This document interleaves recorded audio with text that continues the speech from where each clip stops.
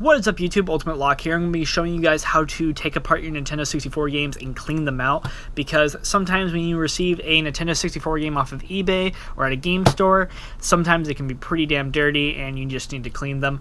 For example, I got this not too long ago, and as you can see from the back, it is extremely dirty, and obviously you do not want to put a Nintendo 64 game in, like, submerged underwater. So I'm going to be taking the back off, cleaning it out, and yeah.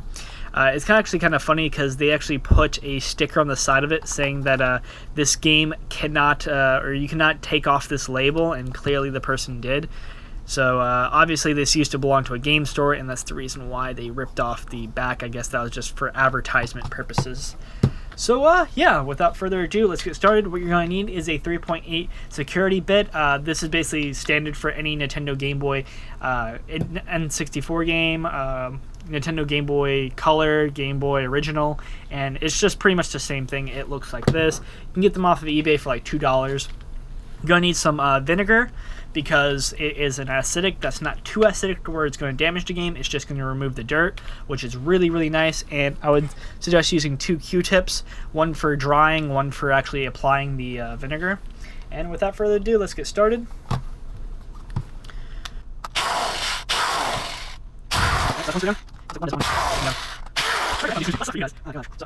Boss.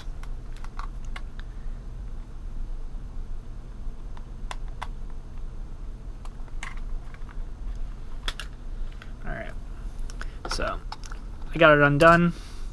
Took a little bit longer than I was expecting. It looks like one of the screws is kind of stuck in there, so yeah. Alright, so we're at this part. Now there's this metal casing. This casing is really nice. You want to take a Phillips screwdriver and take these little 2 screws out.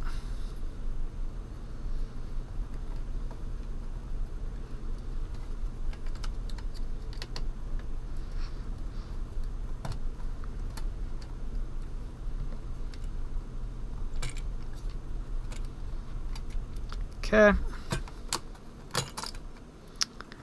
And here you are. You are now at the circuit board. Basically, there sometimes is a battery right here. If you're playing Zelda Ocarina of Time, it does have a battery. Other actually games have a battery as well. I believe Pokemon Stadium does as well. So again, I will be showing you guys later on how to clean that. Or I should say replace that, not clean that. But, okay. It doesn't. Well, I guess it really doesn't matter. We'll just put this to the side. So the casing, you can go off and clean. Obviously, you really can't clean the Majora's Mask front logo because it's holographic. Guess you could, but you don't want to get that water damaged.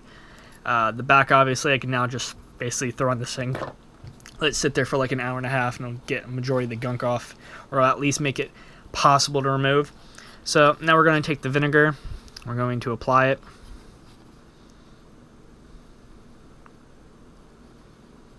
This vinegar is absolutely harmless to the pins. It's pretty much just going to remove the dirt. Make it 1,000 times more easier for the system to actually read the game.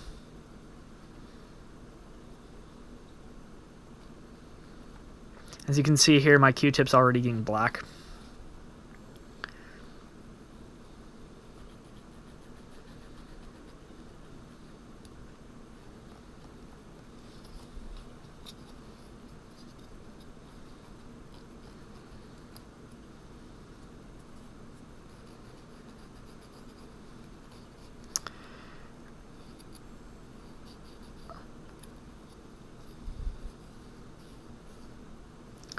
Alright, there you go.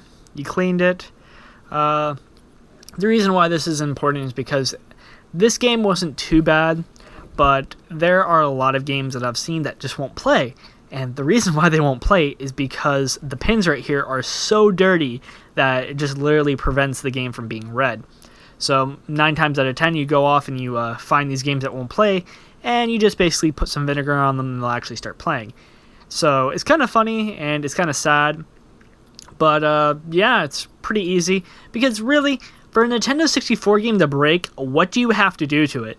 The games aren't like made with a self-destruct button. It's either you broke the pins at the bottom, somehow, some way, some magical force got to the circuit board and destroyed that, which is kind of hard. It'd have to be submerged while being turned on. And, yeah. Overall, it's almost impossible to destroy an N64 game unless you physically break the game's case. Then, yeah, it could be destroyed. But if the game's not reading, 9 times out of 10, it's because either the pins are broken or the pins are too dirty for the game to be read. So I'm going to set this right here. Actually, I'm going to set this right here. And I'm going to go clean off the back. I'll be back here in about an hour, and I'll show you guys the final product, or I should say, the game actually cleaned. Alright guys, so as you can see here, the game is put together.